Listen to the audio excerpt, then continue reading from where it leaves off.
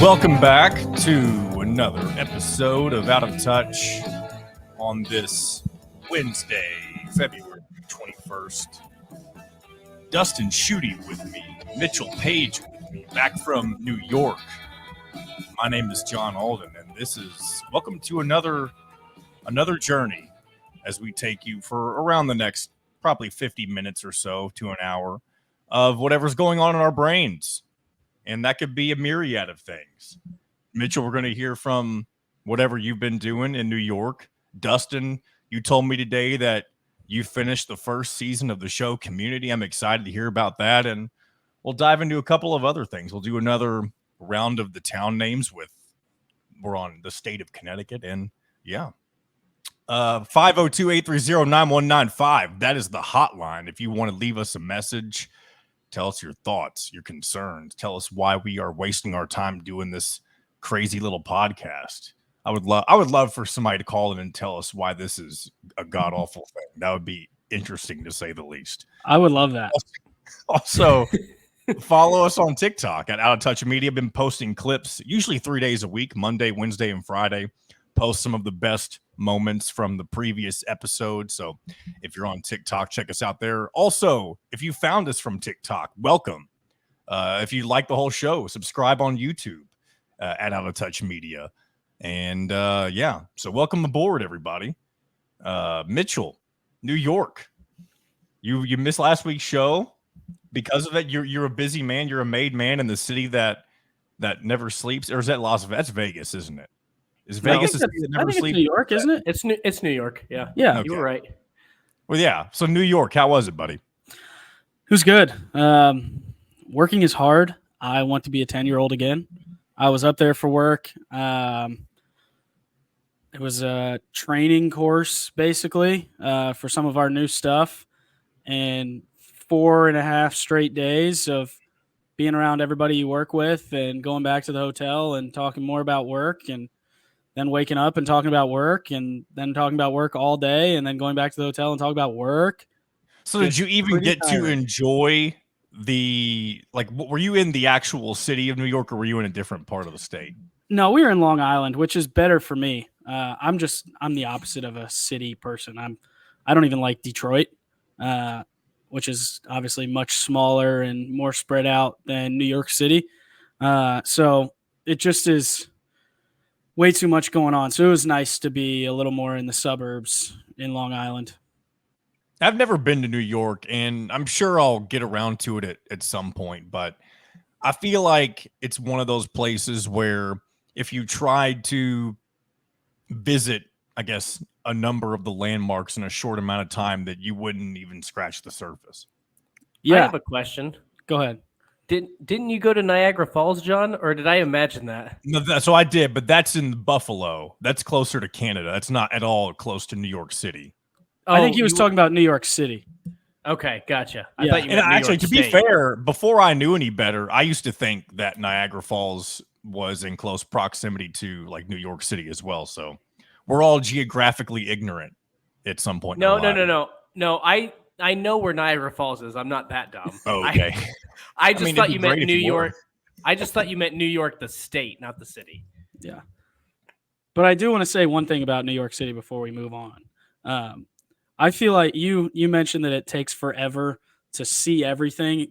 That is absolutely true. I got like the VIP experience when we played in the Pinstripe Bowl. They were shuttling us around on double-decker buses, seeing all the sights. We got to see an exclusive comedy show at whatever the place was. I can't remember the dude's name. You would recognize it if I could remember it, but I can't. We got to do all kinds of cool stuff. I was there for Christmas time when the city's supposed to be at its best, and I still was like, get me out of here. So it's a lot. If you like big cities and you like lights and people around and people honking horns and yelling at each other, New York City is a great city for you. If you don't I've also heard that, it smells like piss all the time. And I don't know if you were there long enough to take in the aroma, but I've heard that before. This is taking a turn already. Yeah, that's what I smell like most of the time. So it was just normal for me. That's Dustin, also a big thing. Go ahead. That's also a big thing down in New Orleans. But Yes. again, before we move on from New York City, So I want to go at least once and spend like a week there. But do you know what's on my bucket list to do while I'm in New York City? Is it? So I'm assuming it's something that's not stereotypical, correct? Or is it something that is? I don't know if it's stereotypical. It has to be something with the TV show. Not a TV show. Interesting. Okay. I thought Mitchell would get this. I don't really have a good guess. I'm just going to say go on the ferry to the Statue of Liberty, which is probably a pretty lame answer, but I can't think of anything unique. That's a quality guess. So what's the place or the thing? I got to go to Madison Square Garden, and I got to watch the Pacers play the Knicks. Oh, okay. That's a good answer. That's a good answer. That is by me. That's what I thought you would get. I thought you would at least get the Madison Square Garden part. Disgraceful. Speaking of, so Dustin, or actually both of you were close to Indianapolis, and the NBA All-Star Weekend was there this past weekend, of course. Obviously, first of all, neither one of you, were you all in town at all for that? Did you get to experience what it was like? I was. You don't know how stupid I am? So I knew it was going on, and my wife was like, do you want to do anything tonight? And I said, let's go drive downtown, check out the environment. Oh, man. Saturday, and it's like around 7:00, and I'm driving down there. There's all kinds of stuff going on, but I'm pulling up to Gainbridge Fieldhouse, and I'm like, man, this is just not that busy for the All-Star game being here. Why are there not more people? It's like right about the time it's supposed to start. I pull up right next to the Fieldhouse. I'm like, God, that just wasn't very busy. And we keep driving a little bit, and then I look over and I'm reminded that it's just not at Gainbridge Fieldhouse. It's at Lucas Oil. So it was much more popping over there. I didn't even get close to it. We went all the way down there to drive by and see the sights, and we just never even got close to it. We're like, oh, we've gone far enough. There it is over there. Turn right back around, went home. So that's how stupid I am. I would have done the same thing, though. I wouldn't have realized it was at Lucas Oil Stadium. Never even it also crossed my mind.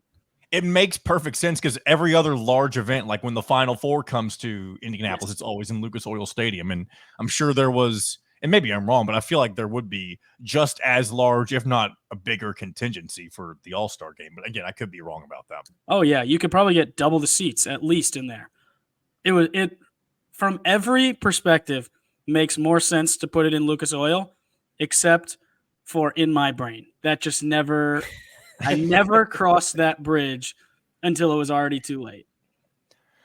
Well, there you go. Dustin, a couple things. We'll start with, and I just did it. I did the, well, there you go. I'm going to stop being, I need to either learn a different transition or I need to just realize I'm going to say it and not say it and just move on. I love that you guys talked about that. It feels so harsh. I never said a word about it, and I wasn't going to bring it up today, but I did hear you guys talk a little bit about it. But see, that's what we do whenever we do the duo episodes, and you've seen this, Mitchell. We get very introspective. We get a little meta sometimes, and we'll talk about some of the quirks that we have, and talk about things that we do incorrectly, and that's just the direction we go in sometimes.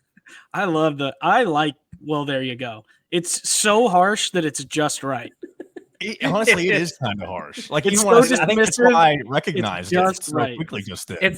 It's kind of like the transition you make when you weren't listening and you're just focused on the next 100%. thing on your list. That's exactly and I've picked that up from people that I shouldn't have picked it up from. And that's just, and it's not that I'm not listening. I'm just trying to figure out how to get to the next point, and maybe I'll get better at that. Well, there you go. Yeah.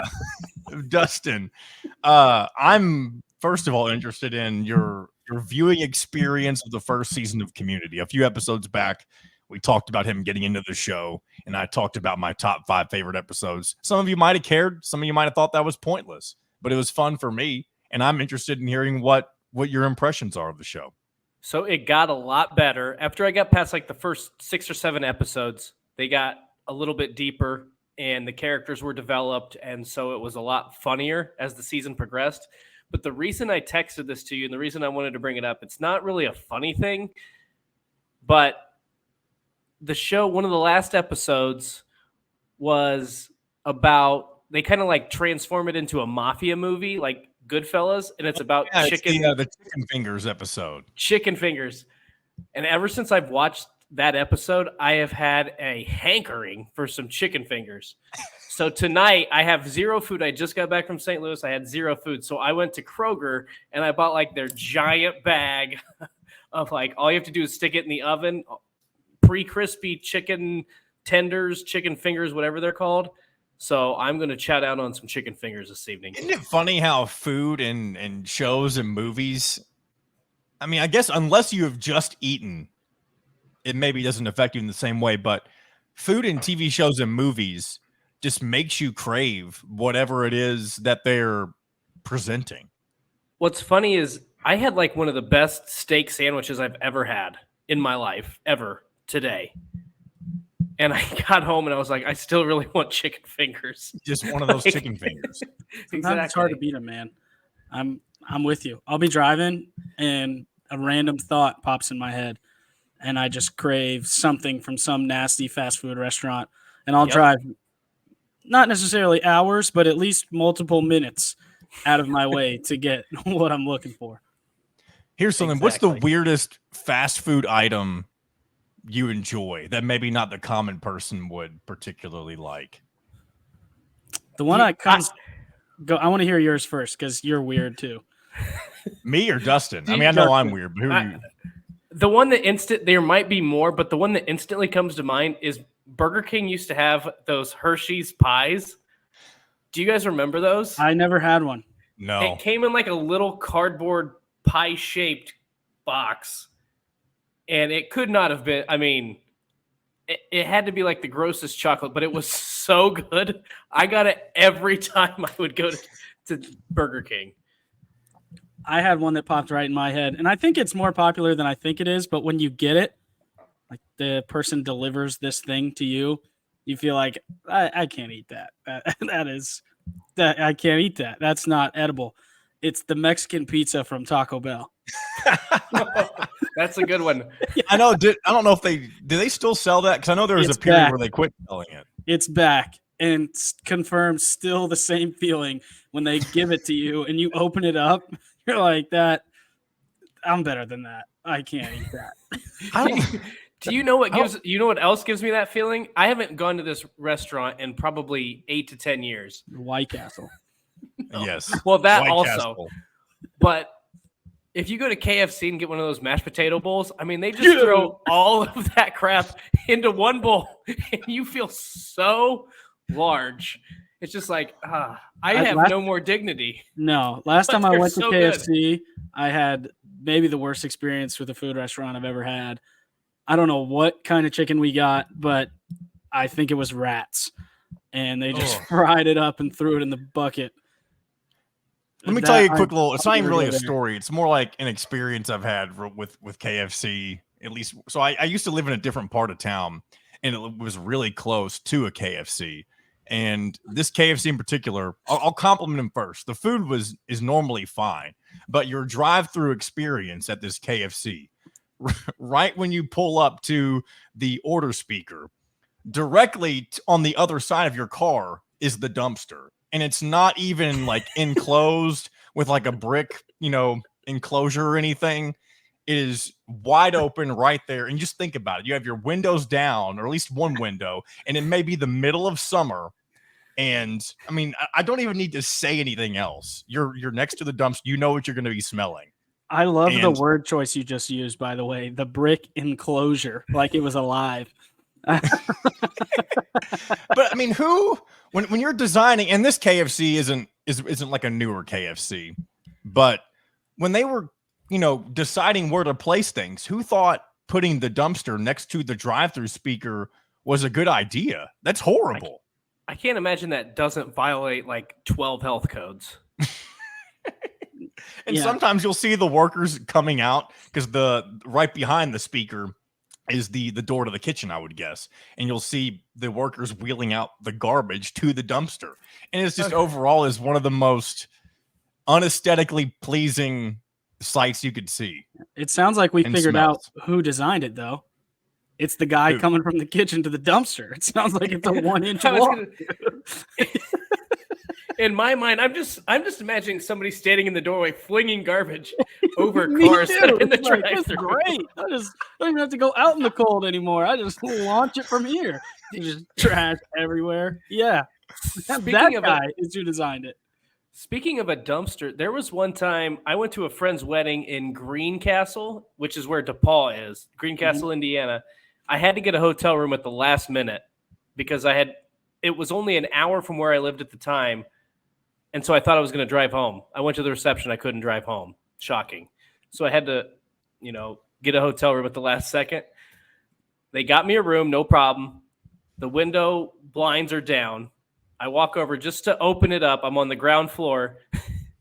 Giant dumpster, trash everywhere. There are 4 possums digging in the trash. Oh my God. I don't know. Look, I knew I was inside and they were outside, but I don't know if you've ever tried to sleep knowing 4 possums are right outside your window.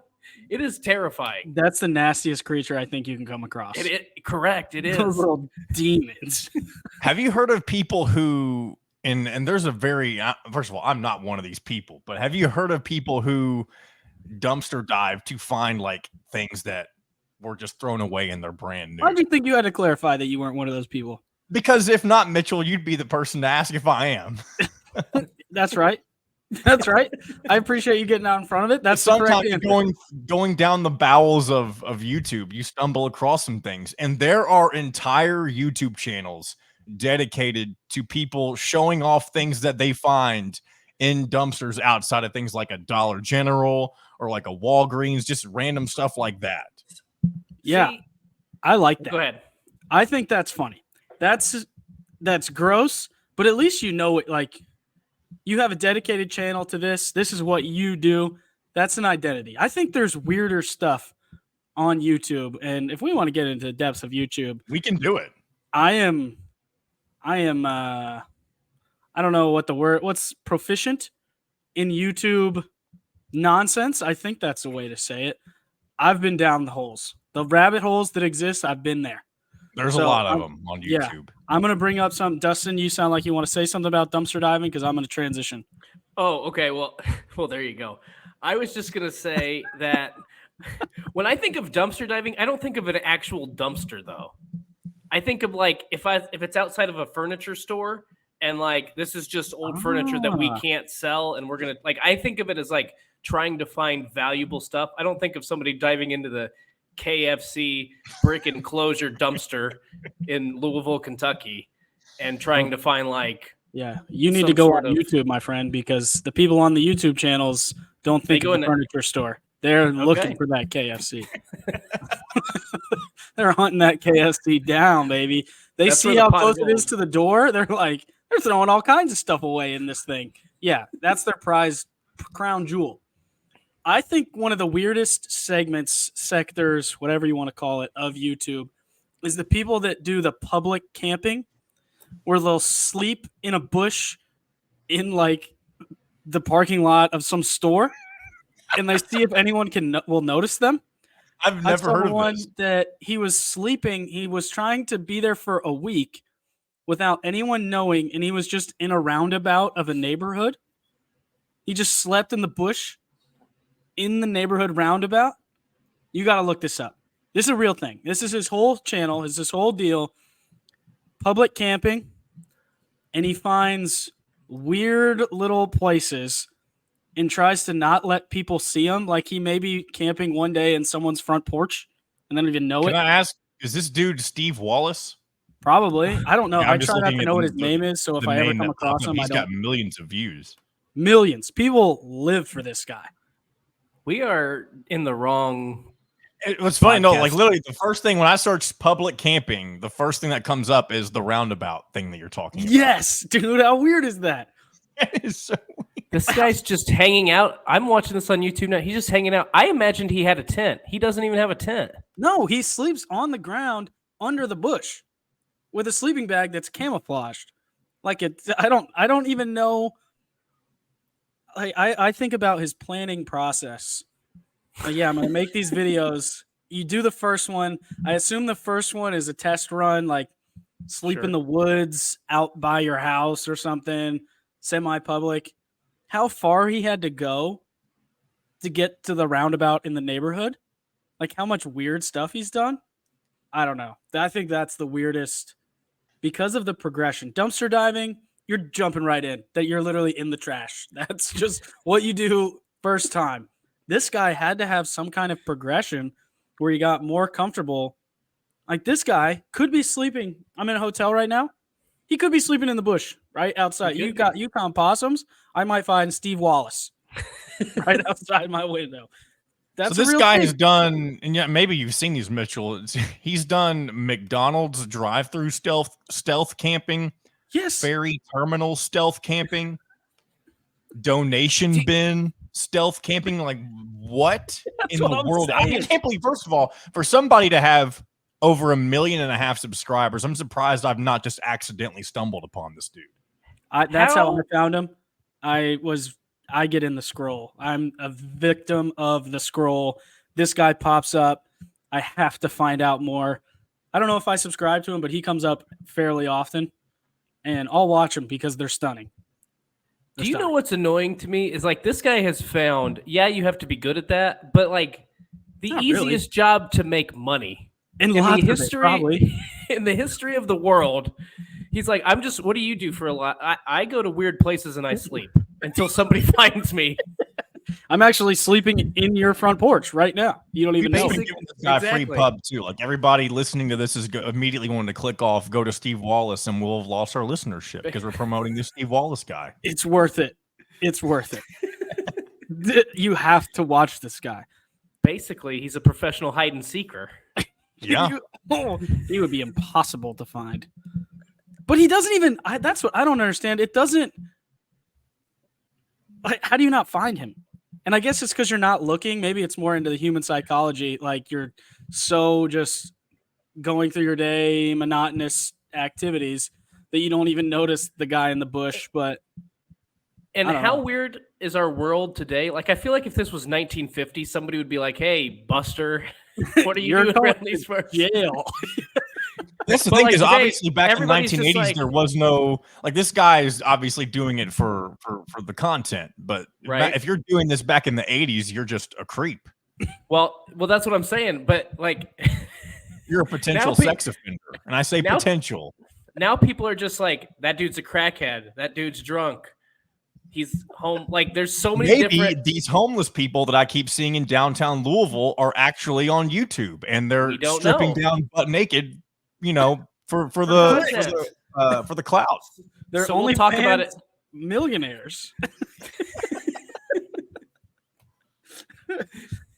Man, I can't tell you guys how frustrating it is that this person has figured this out. Just like, I think I'm going to go camping and I'll make $1 million off of it. Yeah, on a light day. Yeah. I mean, he has so much more money than all three of us combined. We could X multiply times 1 billion, and we would not have as much money as this guy. For sleeping, shout out to Steve Wallace, I guess. Yeah, sleeping on some sticks. Last week we talked a lot about Valentine's Day. It was Valentine's Day, of course, whenever we released last week's episode. My wife and I ended up not going on our Valentine's Day, not because we didn't want to, and it wasn't even on Valentine's Day that we were supposed to go, but we had some inclement weather that came through on the Friday that we were supposed to go, so we postponed it this Friday. So, and I even mentioned like Valentine's Day means like the day itself means nothing to me. Like you can celebrate it whenever you want, and if you're someone who enjoys it, that's fine. And if you did enjoy it, then props to you. And that's kind of where I'm going here, Dustin. I know you and Abby had some Valentine's plans. Did you all enjoy your Valentine's Day, or were you able to look back and realize, you know what, John was right. He was right. Valentine's Day is stupid. Not one time, John, did you cross my mind during our Valentine's Day celebration. Probably a good thing. It is. Yeah. Yeah. No, so what we did was, and I think I explained what we did. So we just recreated what we did for our first date, which was we went to a Mexican restaurant that was near where she lives. And then the next day we made a homemade pizza and watched a classic movie. And I think we drank bourbon. So those were like the two big things we did when we first met. And so we just recreated that. So it was very simple. but yet meaningful. That's the way to do it if you're going to do something like that. And listen, I've got a Valentine's Day fact because we went to trivia on the actual Valentine's Day. And what percentage of women are responsible for purchasing Valentine's Day cards? I'll give you multiple choice. 45%, 65%, 75%, or 85%. Mitchell, you're holding up a 5. I would have guessed 5%. So I was way off. I'm going to say 45. Yeah, I would have gone with the lower number as well. You guys had my exact line of thinking, but it's actually 85. No chance. Really? No, that's... No. Now, hold on. I was in the 15%, so this benefits me. I bought a card, so I'm in the 15%. Did you guys buy a card? Well, John didn't because he hates Valentine's Day. I actually wrote my wife a note. Thank you very much. I didn't do anything. I'm such a bad person. So here's the thing, because even though I don't like Valentine's Day, my wife loves all that kind of stuff. So I have to do my best to not be an ass like I tend to be on this podcast probably sometimes. And, show my more sensitive side, if you will. And I got my card 2 weeks in advance. How about that? Look at you being... But you know what is funny? Proactive. If you want some Valentine's Day entertainment or like the few days leading up to it, go to the card aisle at any store and you'll just see like 90 men fighting over like 6 cards that are left. Same with the flower section at like a Kroger or something like that. That too. So why are 90 men fighting over, by your statistic, that was definitely not made up by the women of Valentine's Day. I didn't come up with the statistic. Why is it 90 men fighting over the cards that are left? I didn't believe it either. But then at the table, this fact was presented. There's probably a lot of mothers who buy it for their children for school, or like grandmothers and mothers who buy it for children, that sort of thing. So I do believe that I still feel like 85% is high, but I can buy that it's a majority. No chance. 0 chance. No. Okay. No. I believe you. That you believe. That is not a real fact. I believe that somebody told you it was a fact. I believe that is what you heard. That is just Mitchell. You said you didn't do anything. Is that just mutual? Like you all just don't get into that kind of stuff? No, I'm a bad person. Oh, did you eat crow for it, or did you get scolded? Laura is the nicest person of all time. So, no, she was very nice, and I was in New York, so we were not together. That's right. That's fair too. That was a long, long day for the kid last Wednesday. So I just totally spaced it. I was thinking about work, and I should have got her flowers or something. Just send it to the house. There's so many ways to do it. And I didn't do any of them because I was a bad person. And I feel like whatever's next, I guess that would have been yesterday, President's Day. I should have got her the biggest blow-up president there ever was. The fluffiest stuffed animal, George Washington, that you can find. So now I'm 0 for 2. February really is full of some of the oddest holidays of the year. Groundhog Day, Valentine's Day, and freaking President's Day, which for some reason many people get off work for. I would love that. Yeah. Who wouldn't? Wouldn't that be great? President's Day truly is the most random thing. We are celebrating 2 presidents specifically, their birthdays. And it's not that they're not important, I guess, but like, why Who's those the other 2? one?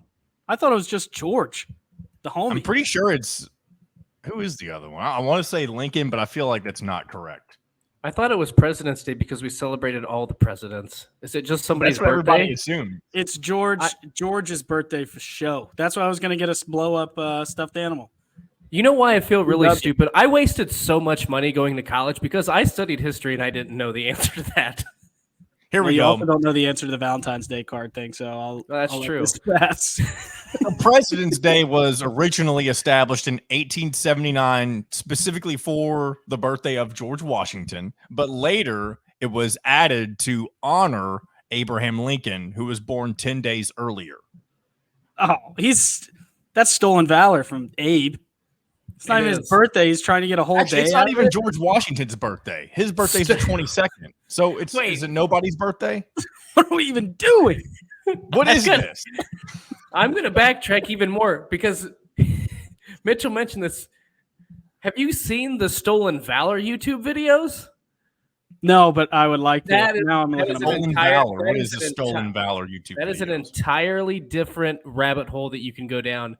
Basically, John, it's when somebody pretends to be in the military, but they were absolutely not. I think it's a federal crime. That's like impersonating a police officer. I don't even know how this. I don't know how this popped up, but like how stupid some of these people were when they were doing this.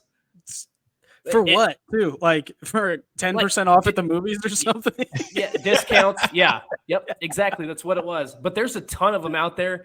I went down a rabbit hole 1 or 2 days or like a year and watched every Stolen Valor video. I don't even know why. It's just that would just make me uncomfortable, though. I feel like it's so cringeworthy that I just couldn't stop watching. Like it is the most cringeworthy thing you can ever imagine. Like imagine an actual veteran of the military and then calling out somebody for pretending to be in the armed forces. I mean, just so cringe. How certain do you have to be to call someone out about that? Like, if you're wrong, that's crazy. Yeah, but it was always military guys that did it because they knew how like the uniform was supposed to look and how you were supposed to look in uniform. So if there was anything that was missing, they could point it out and knew. First of all, if you're dumb enough to do that, you need to, I guess, at least be smart enough to know what needs to be on the uniform.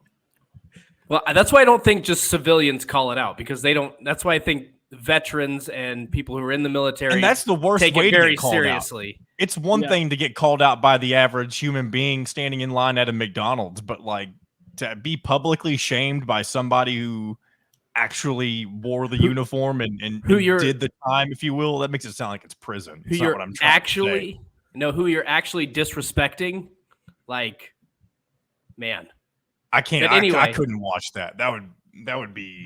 Okay, this is reminding me of something funny that happened, not to me, but someone on our team at work today. And I wanted to hear if there's anything. We're talking about how awkward that would be calling someone out in a blatant lie. Well, this is something that happened, and I want you guys your opinion on this. So, guy I work with goes to the gas station. We're on the road all day. When we have to go to the bathroom, typically you go to the gas station and park, use the restroom, and leave. Not typically or not technically allowed because you have to buy something or whatever, but we do it all the time. Most people do it. It's not a big problem. Well, this guy goes in and starts walking to the bathroom, and the person behind the counter says, "Hey, you have to be a customer to use the restroom." And my buddy says, "Oh, I'm just out there getting gas." That wasn't even funny. I'm just already holding in laughter for whatever reason. So he goes to the bathroom, comes back out. The person from behind the counter follows him out. Oh. And he's just parked in the parking spot, not getting gas. And she just looks at him and is like, "Wow, man, seriously? Is there a more awkward situation than being called out for a completely meaningless, blatant?" That's a Karen. lie? That's a Karen right there. That is. I thought that was one of the funniest situations, trying to put myself in his shoes, that I could think of. Like, what do you say? You feel her following you out. You know your steps from the inevitable. Like, wow, dude, seriously? Do you know what I would have done? I would have reversed course and just bought like a candy bar or something. That's what I do every time. If I felt her following me, I would have turned around and got like a candy bar or a soda or something. I would have done when you said I'm getting gas, now you're bought into the lie, right? You've already crossed all the other bridges are burned. You have to be getting gas, and you're just praying that your cars move somehow to the gas station. It's just filling itself up. I don't think that's such an uncomfortable situation to me. I think there's a number of things in my head that I feel like I could have done, but I think the most realistic thing, because this is just who I am, I would have gotten in the car and just pretended as best I could to just like she wasn't talking to me and just not make eye contact and just drive away. That was his response too. He said he didn't even look at her, got in the car, and drove away. That is.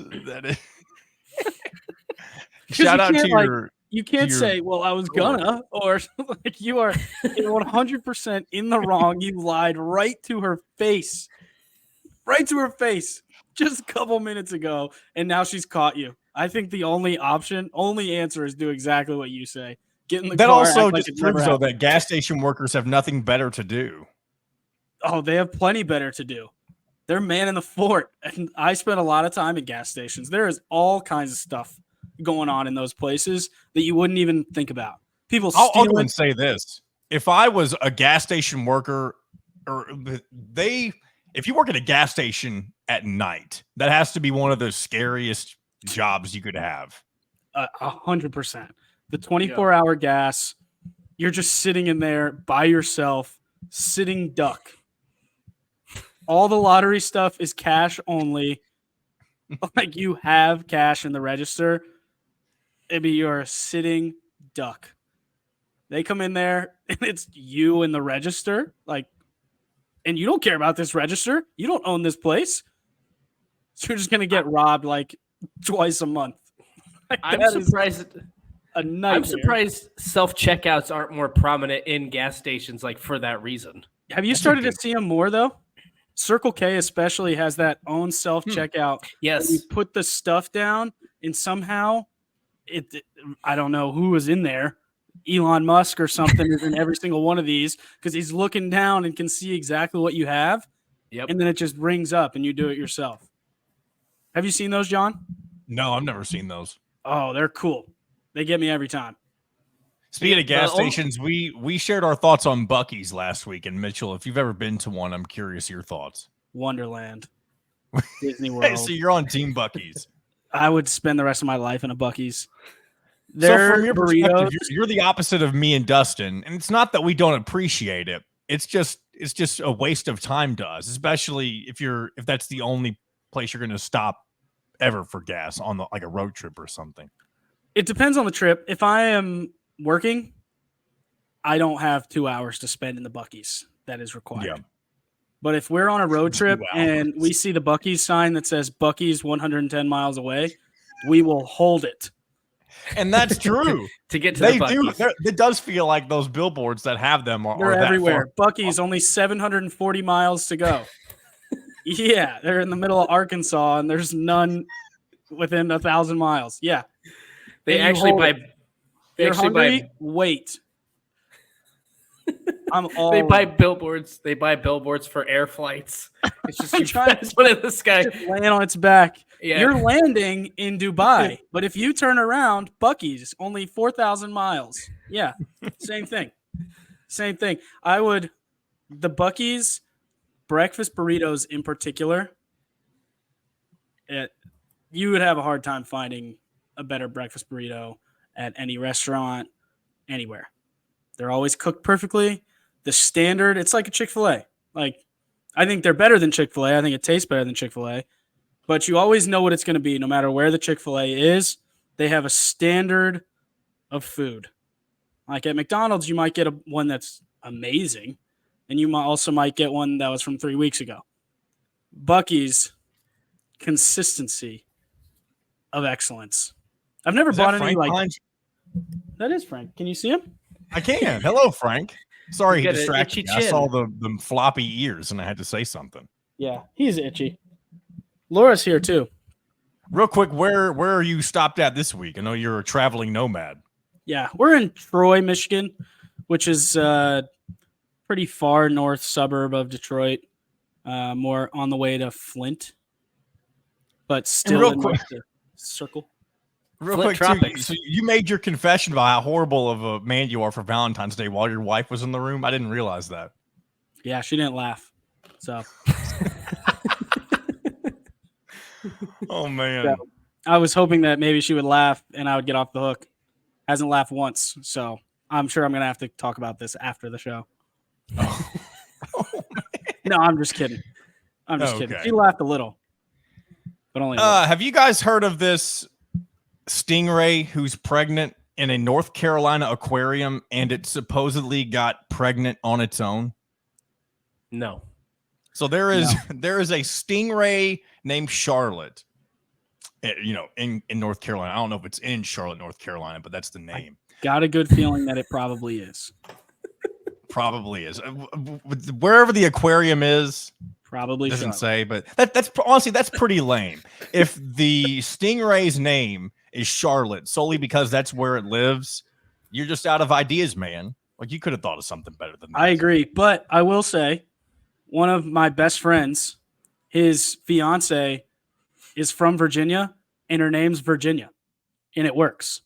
So maybe that's what they were on the line, same kind of thinking. Like, where are you from? What's my name? Not that hard to remember. I'd have gone with Stella the Stingray.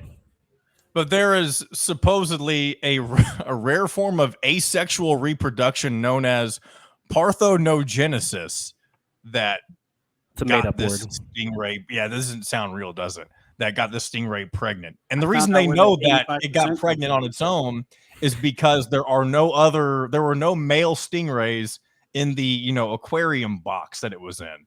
So there was only two explanations. There was this rare form of asexual reproduction, or there was apparently an off chance that there was a shark bite that could have, I don't remember the specifics of it. There was a chance that the shark could have done it, and there would have been a shark stingray hybrid coming out of Charlotte the Stingray. I don't understand the sea at all. It's the scariest place on the It's a scary place.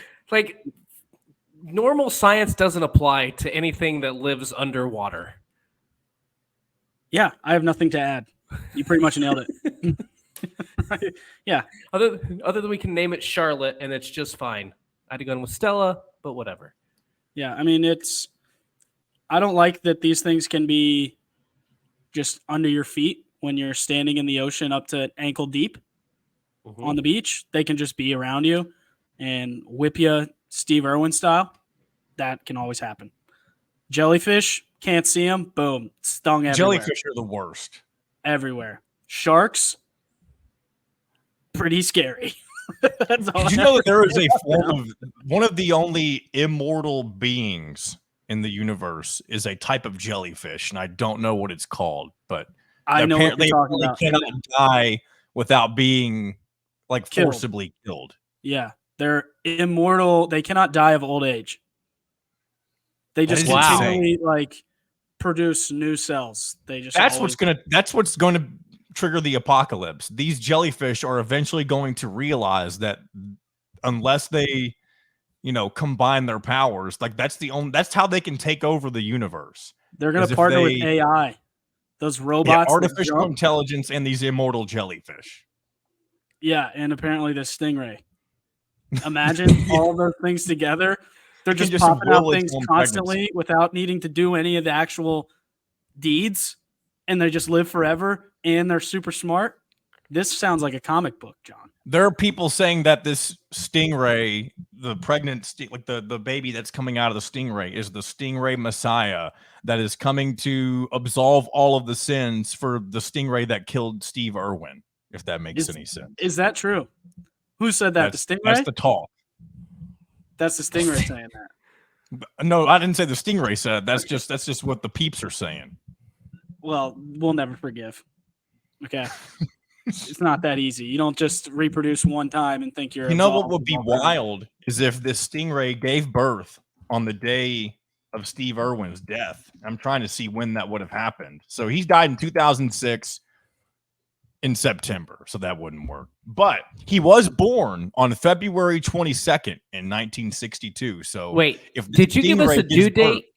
Did you just give us a due date, or do you just know the gestation period of a stingray off the top of your head? No. I was talking about the death of Steve Irwin versus his birthday and when it was. Because I was saying, what if this stingray, this non-intercourse made stingray, gets born on the day that Steve Irwin died, which won't be the case because it's in just as a final middle finger. But it could be. I don't know how close it is to coming into the world, but Steve Irwin was born on February 22nd. So if it, is born in the next 2 days, How are we going to give a holiday to George Washington? It's not even his birthday.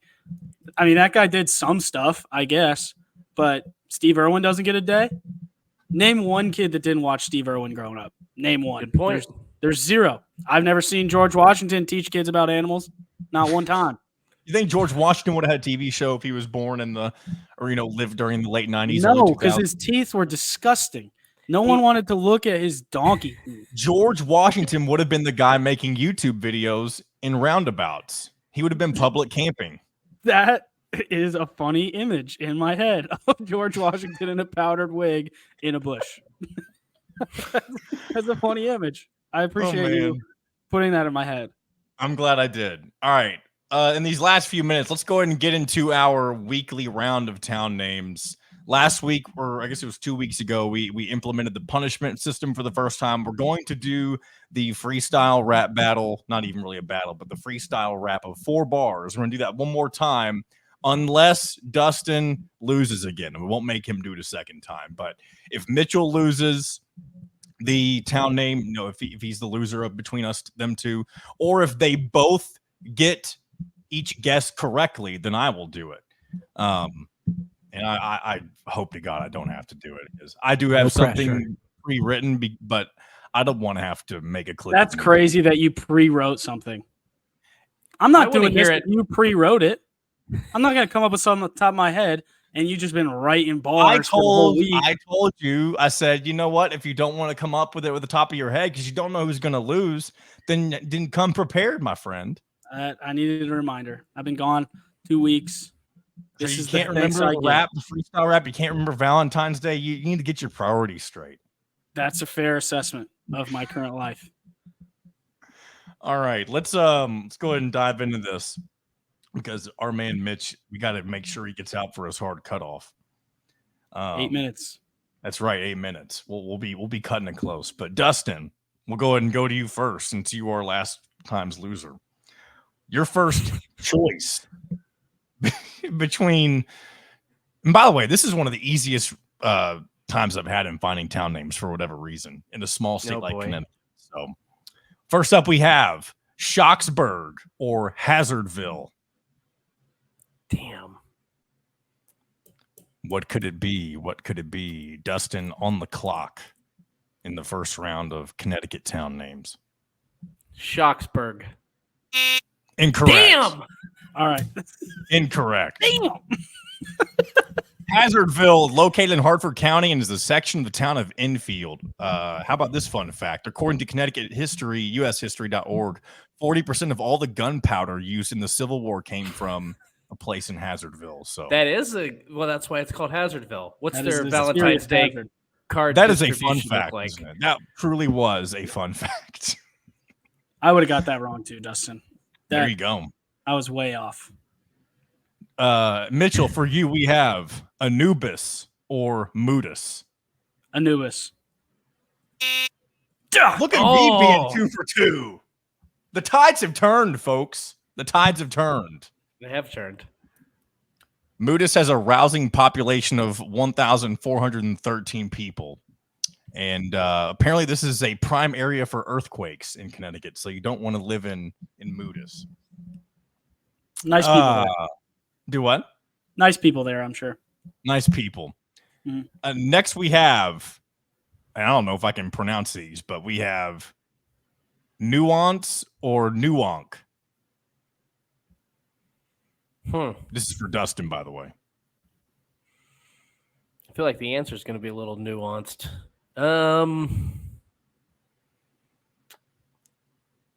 Nuance. Final answer. Golly. Man, I'm killing it today. Noonk, a village in the town of Groton. There is a pattern happening here. I don't know. There's a pattern on this. Yes, there's. I don't know if there is a pattern.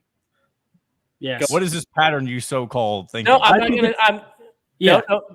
Okay. Give the last. I'm gonna try the pattern out on this one. Yeah.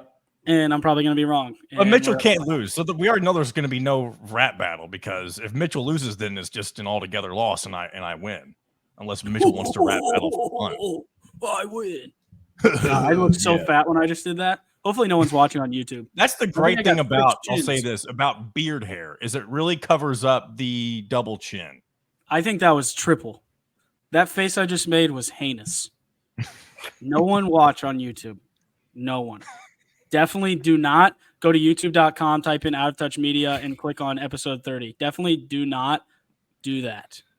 Speaking of which, we're going to be on Apple Podcasts before the next episode is released. I promise you that. 30 episodes in, we're finally going to jump into the present and be available on all the major platforms instead of just Spotify and YouTube. So if you're an Apple Podcast loyalist, then I am a podcast loyalist. Straight podcast. An Apple Podcast loyalist? Yes. That's where I get all of my podcasts. Mitchell, let's go and get your last one in, and then Dustin, you can try and tell us what you think this pattern is. We've got Brossier or Poke Tanuk. I don't know what that word is. So I think I don't think this one fits in the pattern that I was thinking of. I'm gonna go with the second one because I don't think you could have made that up. Yeah, there's no way. And thankfully, yeah, Dustin doesn't have to do a punishment because that would have felt unfair. But yeah, the correct answer was always the second one that you said. No, it wasn't. No, it wasn't. The second one, which one's what it was? Because I do on my little notes list, I always put the correct one first, but I try to mix up the order in which I say them. Maybe I didn't do that this time, but maybe I'm pretty sure that all the correct answers were second. What was your second one? Before I said nuance. I'm almost positive. You said nuance before nuance. That was very. Wow, I did do that. That was not intentional this time. Sometimes I do better thinking of it. But Poke Tanuk, whatever the heck that town is. It's funny. It's described as the unpronounceable village in the town of Preston, Connecticut. So it is pretty unpronounceable. But next week, we're going to have a punishment wheel. So every week, we will have a loser of some sort. And we'll come up with 2 or 3 other things other than a freestyle that we can do. So, yeah, we'll see how that goes. Dustin, shout out to your rap that we posted on TikTok I guess it was 2 weeks ago.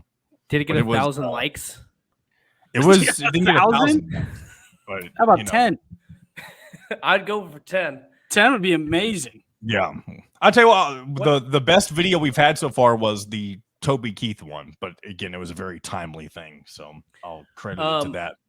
One of my friends sent me that he saved it on his phone as recording, and he tried to make it his ringtone. You have good friends. That would be horrible. You have good friends. You guys are good friends. Supportive. You make fun of each other. You have good friends. I told you, there's not a ton of them, but the ones I have are loyal AF. I like that. It's good. It's really good. I had a great time recording today's episode, and I feel like, I enjoy almost all the ones that we do, but I felt like we were just going from one thing to the next today, and it was a grand old time, if you ask me. I like this. I like on-air recap meetings. Yeah, debriefings. I agree. I needed you guys this week.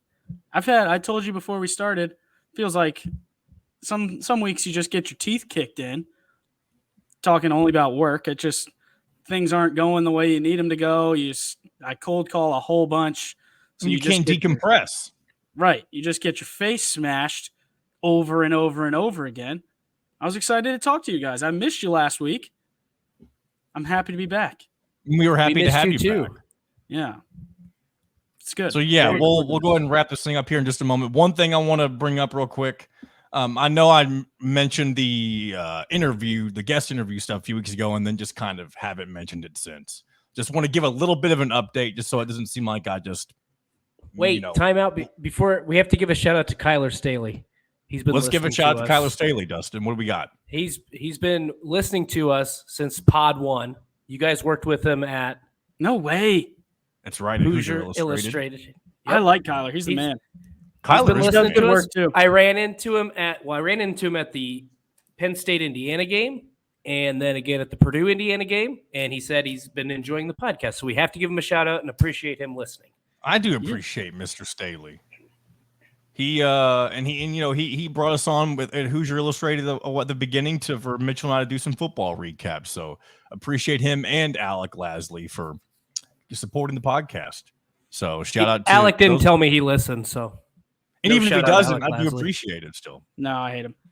But back to the guest thing real quick. So I did reach out to them. He got back to me twice. Or at least whoever was controlling their account, and they said that they would be in touch with me, and they haven't gotten in touch with me. So again, they're doing their own my thing. life, John. Huh? So are they out of touch with you?